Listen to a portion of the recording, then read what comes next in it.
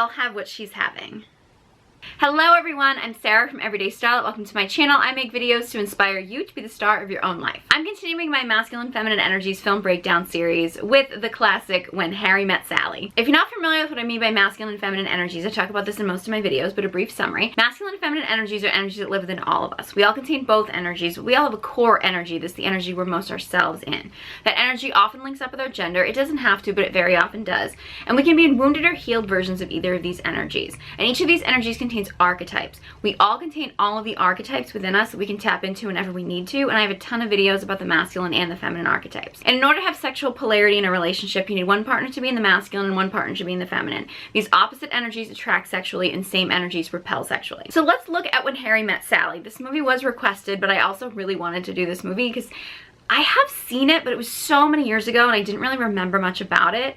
And I just had this feeling it was gonna have some really great masculine and feminine dynamics in it, and it did not disappoint. So the big question that this movie tends to bring up is, can men and women be just friends? And I actually am gonna do an entire video just on that topic. So be sure you subscribe so you don't miss that video. I'm not gonna delve into that concept too deeply in this video. I wanna actually focus on the masculine and feminine energy dynamics between the two main characters, Harry and Sally, played by Billy Crystal and Meg Ryan. So I'll dive into that whole men and women being friends thing in its own video. So Sally is actually very much in her masculine energy. You kind of get that impression from the minute that you meet her. She has the structure, she has the direction, she is an overthinker, she's a perfectionist. Like, she has these big dreams and these big goals that she wants in her life as far as ambition and going out and conquering the world. Like, she's got a lot of masculine energy within her. Actually, to the point where I really do think that her feminine energy is very blocked, and we notice that throughout the film. Harry, on the other hand, is kind of your typical, at least when you meet him, a very kind of go with the flow kind of guy. He does not have very much direction. He doesn't really have too much sense of purpose when we initially meet him. He just kind of goes with the flow, says what's on his mind, whatever he's thinking. He doesn't really calculate things, doesn't really plan things out very much. And essentially, Harry and Sally are both going to New York City from Chicago, and Harry's girlfriend at the time is friends with Sally and actually gets them together to do the road trip together so that they get to drive into New York together, and neither one of them actually has to drive all by themselves. So they end up on this 18-hour car trip when they first meet, which is a pretty gutsy way to meet someone. You're both total strangers, and there you are just driving into New York City from Chicago together. And even from the minute that they start the trip, Sally's got she's got the directions, and she's the one driving initially. She has it all planned out as to how they can change shifts and everything. And Harry's basically just like, okay, whatever. He's just gonna let her be the one in charge. And he even like digs through, looks for some food, asks her if she wants a snack, and she's like, I don't eat between meals. That whole mentality of like the structured not eating between meals, that kind of thing, very much masculine energy. Whereas like the idea of like just snacking, I'm hungry, I'm gonna snack, that kind of thing, like that's very much feminine energy. They're very much in those energies, and they seem to be relatively content with it. As they're going along on this trip, they actually stop in a diner, which is really interesting because Sally, like when she places an order for something in a restaurant, she's notorious for having to have everything just so and just right. Like, she's overly meticulous about everything, like that over attention to detail about things. It's that masculine structure. It's that needing things to be a certain way. It's that perfectionism mentality. She's very much in that masculine energy, like even when she's trying to just order a piece of pie. Like it's so structured, whereas Harry is just so like go with the flow, whatever. The two of them are having these conversations. Harry's like really trying to be more conversational to like get Sally to open up, and Sally's a little bit more closed off. Again, very much, and she's in the masculine, he's in the feminine. And because they are in opposite energies, Harry is actually somewhat attracted to Sally, and he mentions that she gets really closed off because she's really like suppressing her sexual energy, her sexuality. Like, she's very closed off from that. And it's interesting because it's on that car ride that they have this sort of iconic conversation about, can men and women just be friends?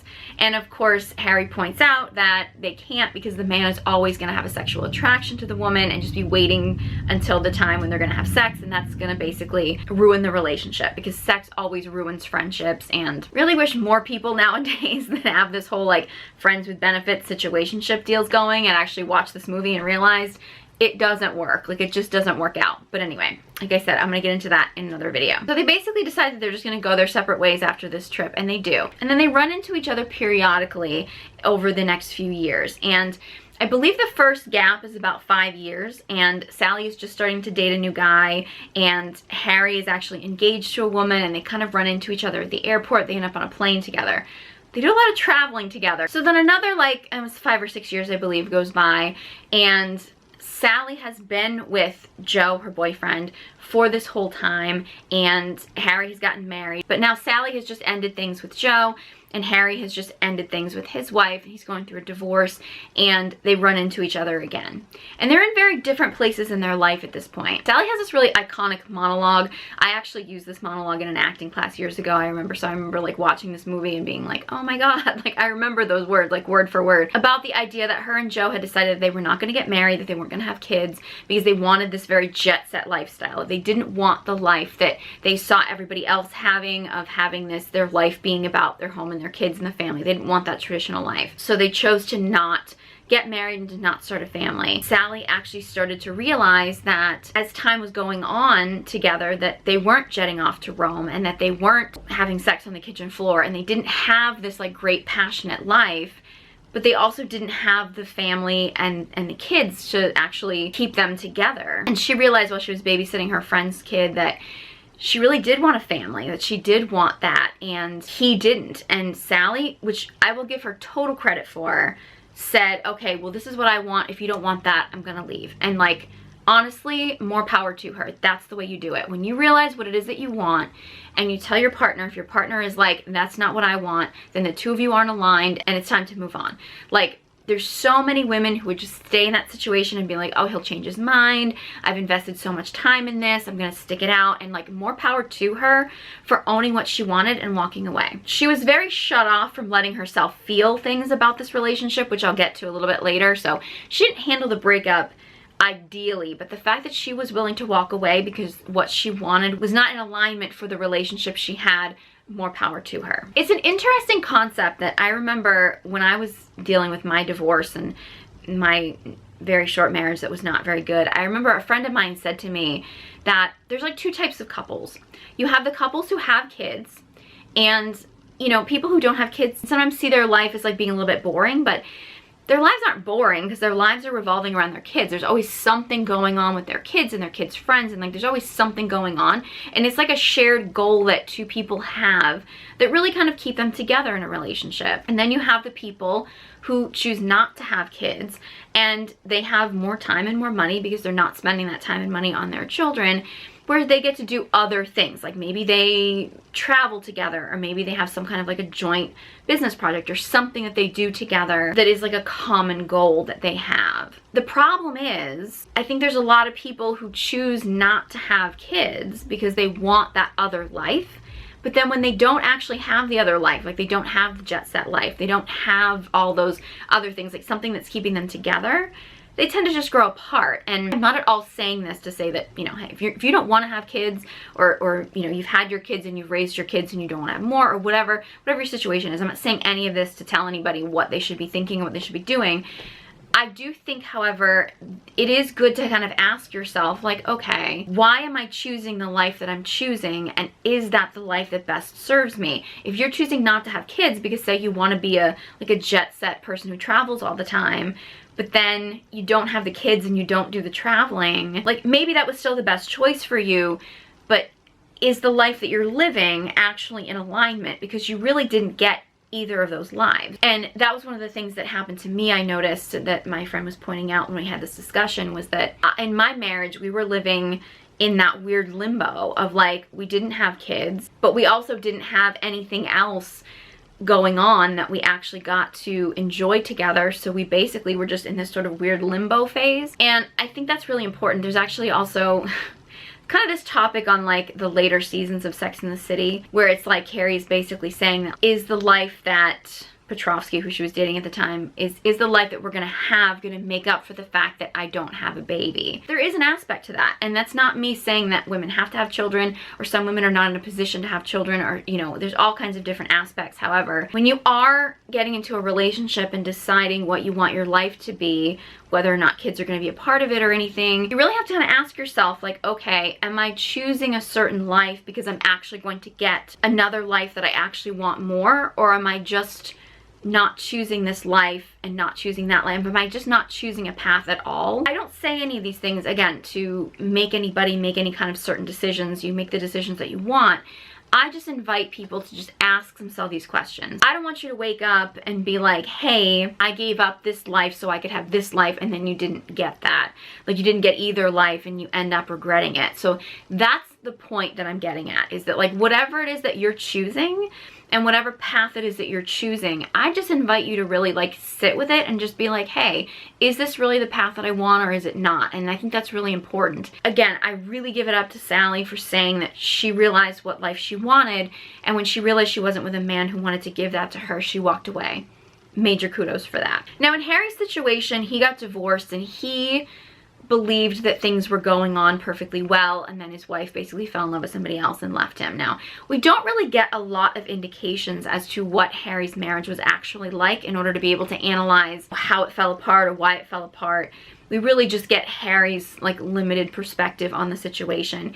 I do notice that there was a line, which this kind of hit hard for me. There was a line where Harry said that his wife was talking about not being happy and wanting them to, like, try dating again, and he was like, well, I'm not gonna date you, we're married, and I thought getting married meant that you didn't have to date someone. And that situation where I was actually told, like, I'm not gonna date you, you're my wife. I get that, like, the dating part once you're married is different. If you're not cultivating love and you're not putting in an effort to actually create love and intimacy and still do fun things together and still do things as a couple that bring you closer together, that love and intimacy is going to drift apart. Like, and we don't know too much about Harry's relationship. However, there's some indications there in that conversation that he has. It's actually at the Giants game, I think it is. He was kind of getting a little bit too comfortable in his marriage, and his wife wanted something that was more passionate. So again, we don't really know the details of that, but I do think that's important to note, that I do think that when you get married, you want to have some stability and you want to have comfort. You want to have those things.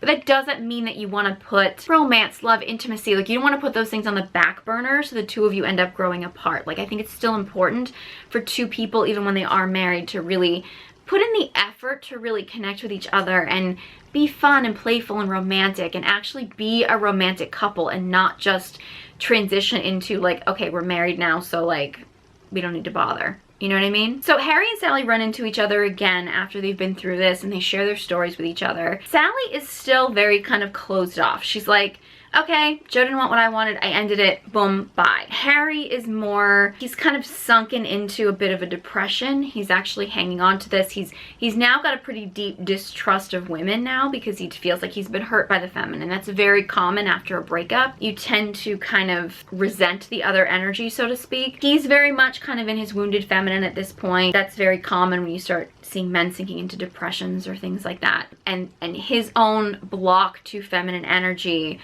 he's sinking into his own wounded feminine of just sort of being depressed and being really frustrated, really anything that reminds him of his ex-wife. He just goes into this kind of, like, emotional roller coaster. You can see where at that point he would be very drawn to wanting a friendship with Sally, because Sally's still very much in her masculine. So Sally's more of a safe space for him. He gets to have the presence of a woman around him, but because she's so in her masculine and he doesn't trust feminine, being around a woman who's very much in her masculine can now feel a little safer for him. So the two of them decide that they're gonna actually try just being friends. And it's interesting because their friends are always kind of pointing out that they really should just get together, because they're great together, they're great, they have everything except the romantic part, and they kind of, their friends want them to get together. In fact, actually one of Harry's friends makes a comment that it's like, you just don't want to be happy, do you? Which is part of it. Like, when if you're in your wounded feminine and you're in this state of not trusting the feminine, you're not trusting women, you're sinking into this depression, you're kind of in your own kind of, like, self-pity, self-misery, that kind of thing. It can be really easy to dip into that, like blocking out anything that might make you happy, because if you're in your wounded feminine and you're being self-abusive, being happy is the opposite of that. So Harry and Sally stay friends, they're moving on, they're dating people. There's an interesting aspect to this too that goes into the idea that Harry is basically going on these miserable dates. He's not happy with these women, but yet he's sleeping with them. Whereas Sally is going on dates with guys, she's not happy with them, and she's blocked off and not sleeping with them. They end up going into this sort of spiral. Harry runs into his ex-wife, and he's in his emotions, and they're actually visiting with some friends of theirs who are engaged and getting married. And Harry kind of goes into this big emotional spiral because he's really bitter about love, bitter about relationships, bitter about women in general. He kind of spins out of control. He ends up leaving and Sally goes after him. And they have this really great conversation that is just, it's so definitive, I think, of so much of the dynamics I talk about with masculine and feminine. So Sally's basically telling Harry that he can't just express every emotion that he has the minute that he has them. That's the feminine. Sally is not comfortable with her feminine energy, so she's resenting it in Harry. She's resenting that he has his emotions that bubble up and he's able to express those emotions in that moment. Harry does sometimes express them at the wrong time. However, in general, that ability to be able to express that emotion as it's coming up is an incredible gift. It's incredibly beautiful. It is feminine energy. Sally's resenting him for it because she doesn't feel like she's able to do that. She needs to be under control all the time. So then Harry calls her out about the fact that she essentially doesn't feel anything, that she's unfeeling. She just left Joe and didn't care and didn't feel anything. And Harry's now resenting Sally because he's starting to feel things for her. He feels so betrayed by the feminine already that the idea that Sally is so cold and closed off bothers him because, first of all, she has a lot more control over these things than he does, so there's resentment there. But also, the idea that he's afraid of getting involved with somebody else and having them cut him off as coldly as he feels like his wife cut him off. There's all kinds of blockages that are going on in this moment, like Sally's resenting Harry for him being in his feminine because she's blocked off from hers. Harry's resenting Sally because she's not tapping into that feminine energy. He doesn't know how to control his emotions. He's feeling bad because he's going through so much emotion and he really doesn't have any control over it, and he kind of resents her for her ability to have the self-control. The two of them are just really butting heads. And this interesting thing too, where Harry brings up a lot throughout this movie, his concept that he can just have sex with women and just not care. Sally brings up that, you know, she needs to make love to somebody. She wants open-hearted love, and that's very typical masculine and feminine, men and women. In that sense, Sally is very much a feminine being and Harry is very much a masculine being. The masculine can have sex and can cut off emotions. The feminine, really difficult for them to do that. Now, the fact that Sally is so shut off from any sexuality, probably because she's in her masculine energy. The fact that Harry is clearly distracting himself constantly by sleeping with women too quickly and then leaving them, that's a sign that he's in his wounded feminine, because it's wounded feminine that will do that. If somebody is using sex, man or woman is using sex as a way to distract them from facing the things that they want to face, that's usually your wounded feminine. Being completely shut off from sexuality completely, that's probably more wounded masculine. Of course, the epic diner scene where Sally is basically faking her orgasm to show Harry that women do fake orgasms kind of comes out of that concept where Harry's basically telling her that he will find any excuse to get out. He'll have sex, he'll leave, he just makes up stories, he doesn't know these women, he's gone, they had a good time, and he's basically convincing himself that these women don't care. Sally's feeling really hurt and angry by this because as a woman, she doesn't want to believe that the sex doesn't mean anything to a man. She wants to believe that sex means more. So she's resenting him, and that's where she ends up having her big iconic moment, which that's pretty full feminine expression right there. But if it's because she's faking it, like she's not in pleasure in that moment. Like she's essentially like a masculine being in that moment who is pretending to be a feminine being in pleasure. So it's all for show. I mean, it's intended to make a point in that, of course, and then you've got the woman who's like, I'll have what she's having. Iconic scene. However, it really is the fact that Sally is so much in her masculine and now she's in this moment of faking her feminine energy as opposed to actually being in that genuine feminine pleasure. A masculine being who has the depth and consciousness to really understand that, he'll know the difference between a feminine being actually faking it or actually having a real orgasm. Harry's not that deep at this point. Like, he's not in that place because he's just using sex as a way to distract him from what he's feeling. So he probably wouldn't be able to tell the difference. And I think that was the point that Sally wanted to make, is that he's not going to know, but he's not really that conscious. He's not really paying that much attention to the women. He's just really using them to just as a distraction. They're an addiction for him. It's basically the same as like him going out and using drugs or alcohol or something to like numb out his feelings. So as their friendship progresses, Sally calls up Harry at one point, crying her eyes out because she finds out that Joe, her ex-boyfriend, is getting married. And Harry drops everything, he goes to her. Now the fact that when Sally sunk into her feminine energy, her feminine emotions, like she finally let go, like she finally let herself open up, be vulnerable, and admit that that this was bothering her, that this hurt her. Like her emotions are bubbling up. The fact that she went to Harry shows that she obviously sees Harry as a safe space, which is a good sign. This is actually where I think a lot of men, especially the guys that I've observed over the years, get confused by the idea that, okay, if she doesn't want sex from me right away, like if we're not connecting sexually right away, she's never gonna see me as a sexual being. Women don't operate like that. As a man, like you either have the sexual feeling for someone or you don't. It is what it is. And that happened. Harry was attracted to Sally, thought she was an attractive woman. He had a sexual attraction to her in the beginning. With the feminine and women in general, that can develop over time. That attraction, that being drawn to somebody can develop over time, because the safer that the feminine feels with someone, the more she's gonna be able to let her guard down and really let her feminine show. So Harry goes to Sally's house, and you know, Sally basically is crying and she's telling him the story about, you know, she's all upset because Joe moved on so quickly and this and that. And Sally, it's an interesting thing, because Sally says, obviously it wasn't that Joe just didn't want to get married, he just didn't want to marry her. And Harry points out that, like, well, if you could take him back right now, would you? And she's like, no, but like, why wasn't it me? It's actually something I think, I don't love this narrative that we have nowadays. I see it a lot. This idea that when someone says, I'm not ready for a relationship, or I don't want a relationship, people are like, oh, the with you is implied. Maybe it is, maybe it's not. At the end of the day, it doesn't matter. If somebody says they're not ready for a relationship, and that means in that moment, they're not ready for a relationship. If you break up and they meet somebody else and they decide they are ready for that relationship, then they're ready for that relationship. It's not a reflection on you. And I think we make these things a reflection on ourselves, instead of just focusing on, okay, if they are not ready for a relationship right now in this moment and they're with me, then that means we're not aligned and we can move on. We can each do our own healing work, and I think it's really important to actually do the healing work on yourself so you are ready for the relationship that you do want, that does align with you. However, getting really caught up in that, like, why was it her, why wasn't it me, all those kind of things, like, oh, he said he wanted a relationship, but he didn't really love me, but he loved her, but he moved on so quick, like those kind of things, they're really irrelevant for us. They don't do anything to serve us except put us into comparison mode and to put us into this mentality of like, what if or anything, and those things don't serve us. Really, after a breakup, all you need to do is to be able to work on yourself so that you can call in the type of relationship that you do actually want.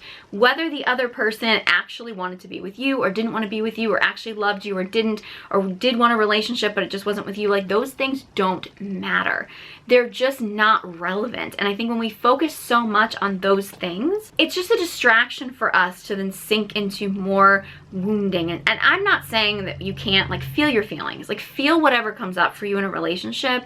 Don't suppress it. However, spending your time dwelling on those things doesn't really serve you. It doesn't serve anybody. So Sally really gets caught up in this emotion of like, oh, he just didn't want to be with me. He didn't really love me. At the end of the day, that stuff doesn't matter. It really doesn't. Like, she knew that this guy was not aligned with her. If she had stayed with him, it probably would have been the same thing over and over and over again. They both moved on. They can actually go and do their healing work, and that's all that matters. Now, Sally is actually showing vulnerability for the first time. Like, Harry's seeing this for the first time, and he becomes very still, and he really witnesses her. Like, he really steps into his masculine. Like, she has stepped into her full feminine emotions, and he really steps into his masculine, where he is really grounded and there for her, and fully sees her, is fully present with her. That's the moment they come together. and they actually end up sleeping together. It's interesting how you see the after scene where Harry is lying there. He's used to finding an excuse and getting up and leaving. He's used to bolting. That's his pattern. He doesn't want to do that with Sally. He's forcing himself to stay because he knows that that's what she wants. Like, he's trying to change his old pattern for her, which shows he cares. It shows it means something to him, that he actually wants to be there for her and he wants to give her what he knows that she wants and needs in that moment. So Harry holds out until the next morning. He spends the whole night with her, which is totally outside his normal comfort zone. He gets to leave the next day, and Sally's feeling very like abandoned. Sally has been waiting to connect with someone in intimacy for so long, and she clearly has strong feelings for Harry, strong friendship feelings. They've now taken their relationship to a sexual place. She wants to feel closer to him, and he's pulling away. And so she's taking his pulling away as rejection, when in reality, the fact that he stayed as long as he did was actually a sign that he really wanted to stay, like he wanted to make this work. I'm gonna get into this a little bit deeper in a second, but I wanna point out that she's now interpreting in her mind what his leaving means, whereas he knows that his staying the whole night is actually a sign that he is trying to make this effort to make this work and cares about her more than he cares about the other women that he's just slept with and just up and left. So that's where their miscommunication comes in, and they kind of start to go in a different direction, and they kind of end up not being friends, going their separate ways for a while. What I think this is an example of, and I want to say none of what I'm about to say is going to justify men being jerks or men ghosting you or men not treating you with respect. None of this is excusing any behavior like that. However, the difference between a woman and a man when it comes to biology and sex, right? Say you have a friends with benefits type situation, which I hate that term, but say we have that situation, and a man is just sleeping with a woman. He doesn't want a relationship with her from day one, but they keep sleeping together and they continue having sex. He will probably feel the same way about her when he starts as he does at any point during their sexual relationship. Having that sex is probably not going to change how he feels about her over time. However, with a woman, and I think people get a little bit confused when we talk about like the oxytocin and the pair bonding and the things like that. Like, a woman doesn't just have sex with a man and then all of a sudden decide that that's the man she's going to spend the rest of her life with, and bing bang boom, she's got a Pinterest board with wedding ideas on it and whatever. Like, that's not exactly what happens. However, if a woman gets into that sexual relationship, it's just supposed to be a sexual relationship, and you both agree that you're not going to want a relationship, maybe she doesn't want a relationship with him, the more that she sleeps with him, the more she's going to feel like she bonds with him, the harder it's going to be for her to keep her feelings and emotions out of that situation. So the sexual intimacy will grow the attraction and interest and intimacy for a woman, whereas the man can potentially just keep it steady all along and have it not make him catch feelings. Now, I'm not trying to dismiss that some men, and I've talked to some men when I've shared content like this, that have said, hey, I sleep with a woman, I catch feelings. I honor that. There's some women who say that they don't catch feelings. I have some videos where I talk about that concept. I'm not going to dive into that too much in this video, but I'm going to talk about the typical way that things happen. Is usually that men are more able to detach themselves from a sexual situation, whereas women are less able to detach themselves. So when we have a situation with Harry and Sally has now had this deep friendship with this man she really cares about. She slept with him. She now is feeling so full of love. The masculine has now just sort of released all of that tension that he's been building up in this attraction to this woman who he cares very much about. He needs space. He mentions at one point when he talks to his friend about it the next day that he felt suffocated. This is kind of the elusive pull away that men do. And part of the root of that is a lot of things. Like in this situation, Harry's not used to being in his masculine energy. This is new to him. Like, the masculine energy part is new to him. And to be honest, Sally is a little bit new to being in her feminine energy as well. So this is a whole new dynamic for them. So things have totally changed around.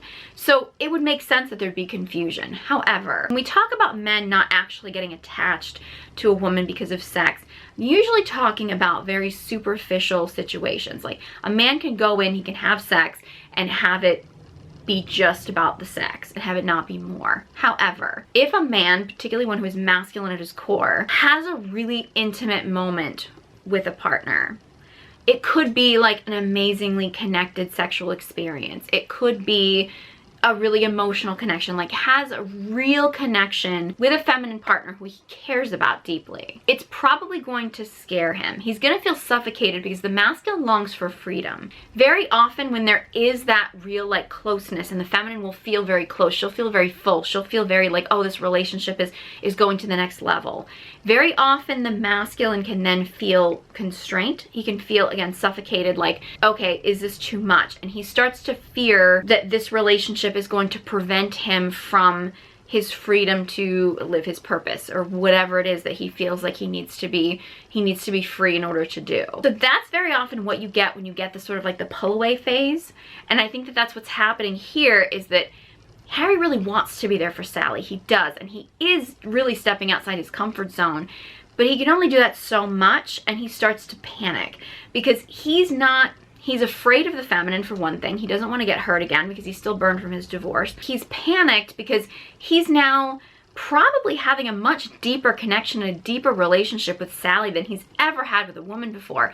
So this is all totally outside of his comfort zone, and he panics. Sally is feeling like, oh my God, this is the relationship. We've had this great friendship. Things are wonderful. And she really wants this to be it. Like, she wants the fullness. She wants the love. But because he pulls away, she freaks out and decides to just block him off completely. It's a common thing too, because the masculine does pull away. And I'm not advocating ghosting. If he just like disappears on you for, you know, a long period of time, and you find out he's off with other women or he's off doing whatever, and then he comes around again, like, what you doing? Like that kind of thing. Like, no, I'm not talking about that kind of behavior. You have to set boundaries, and you have to be able to say what you're willing to put up with and what you're not willing to put up with. That said, when a man slightly pulls back and is a little bit leery, it's usually because he's trying to process this next level of the relationship that's happening. And if, as the feminine in the relationship, you just cut him off and are like, nope, I'm done, forget it, and you're now closed down again, you're not that feminine open receptivity that he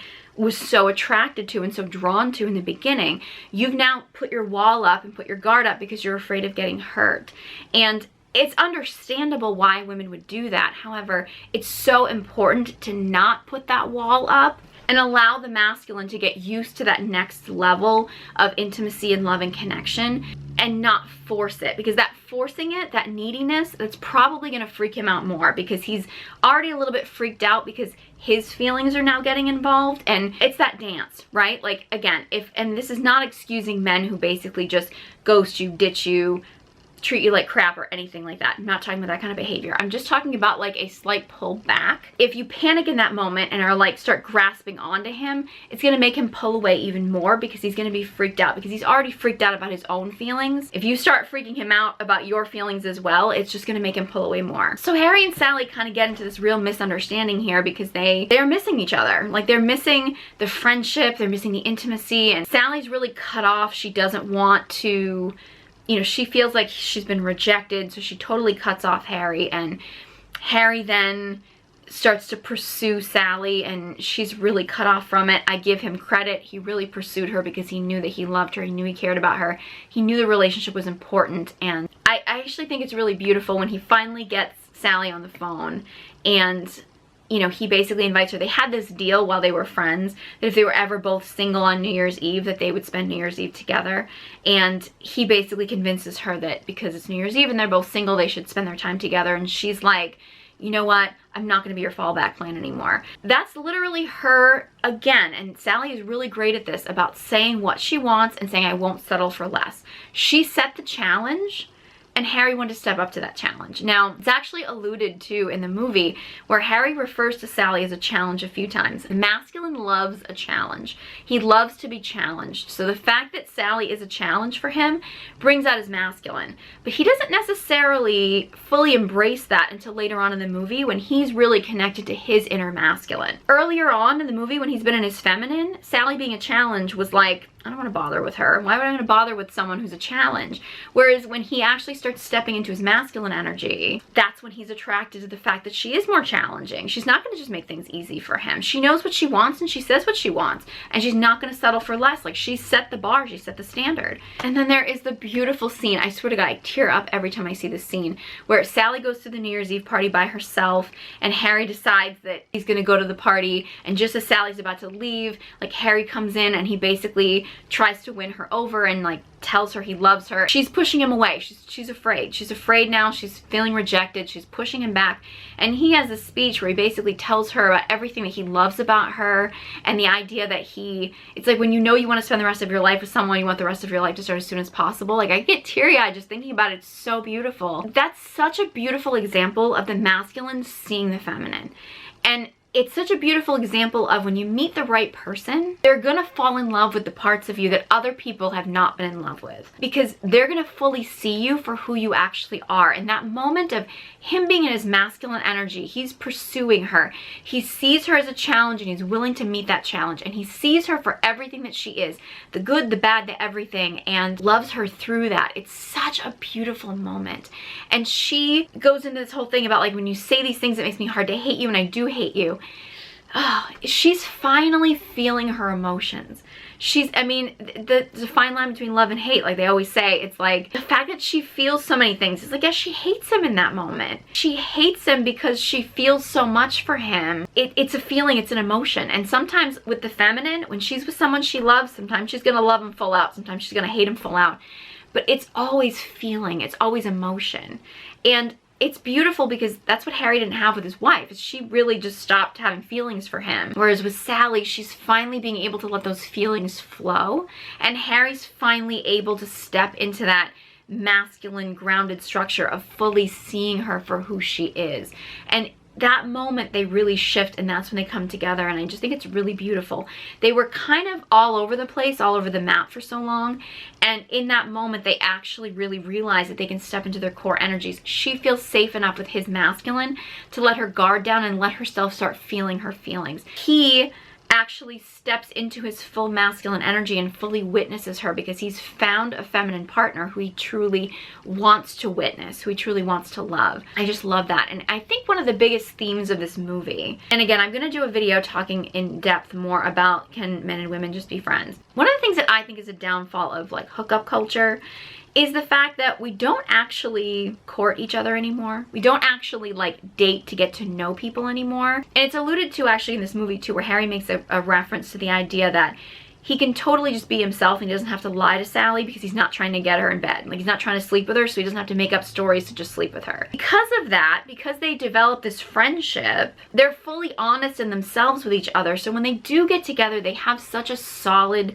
basis for their relationship. I think that's one of the problems we have right now, where people are just jumping in bed together, is people are saying whatever they want to say to get the person into bed. They're being somebody else because they're trying to put on a show of being sexual or being a player or whatever. Like, they're putting on this whole persona early on in a relationship, when you start out with something like what they had, which was a friendship that didn't involve sexual intimacy, and sexual intimacy was off the table, they could actually just be themselves and actually get to know each other for who they really were. And I'm not saying that like this exact film in this exact way that they did things in the film is how everybody needs to do relationships. However, I think that is one of the drawbacks of two people getting into a sexual relationship so early on, is that clouds everything else, and that becomes the goal, that becomes the focus, that becomes all that their relationship is, and they don't actually take the time to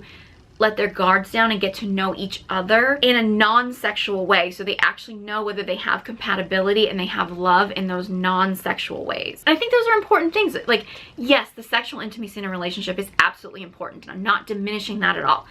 A lot of my content on my channel is about sexual polarity. I think the sexual intimacy in a relationship is incredibly important. However, if all you have is like that sexual passion in a relationship and you don't have anything else, is that going to last over the long term? You know, is that going to be the couple that makes it? Are those the couples that are going to grow old together? In our culture today, where everybody's just sort of like jumping in bed with everybody and just trying to hook up and being like, well, the sex was good with this person, but I'm just going to hook up with this person or this or that. We don't take the time enough to actually like get to know each other as people and really be able to let our guards down and be fully seen for who we are as people when we're clouded by all of the hookups that are happening. So yeah, I just think that's an important lesson that I think that this movie can teach us. So I love this movie. I think it's so sweet. It's just so wholesome, and I cry at the end. I was even like just trying to like re-record some of the film clips, like get some of the film clips online, and I just watched the one at the end where he's basically confessing his love to her, and I'm like tearing up like just before I'm about to film because it's just so sweet. This movie was a really beautiful example of, you know, the wounding isn't extreme, it's not massive, it's not, you know, destroying each other's lives or anything wounding. They're out of alignment. They're like not in their natural core energies, and when they actually get back into their natural core energies, that's when they get to come together and they get to create this really beautiful romantic relationship. So I really enjoyed this video. I'm grateful it was requested. If you have not seen this movie, or even if you have after you watch this video, I highly encourage you to watch the movie, see if you can pick up on some of the things that I mentioned. If you have any thoughts on this video or any other film requests, let me know. Leave a comment in the comment section below. I love to hear from you, and I love your suggestions. If you enjoyed this video and found it helpful, please give it a big thumbs up and be sure you subscribe to my channel. If you want to learn more about how to connect to your feminine energy, I have online courses. Details are in the description box below, along with links to all my social media accounts. Thank you guys so much for watching, and I hope you join me next time.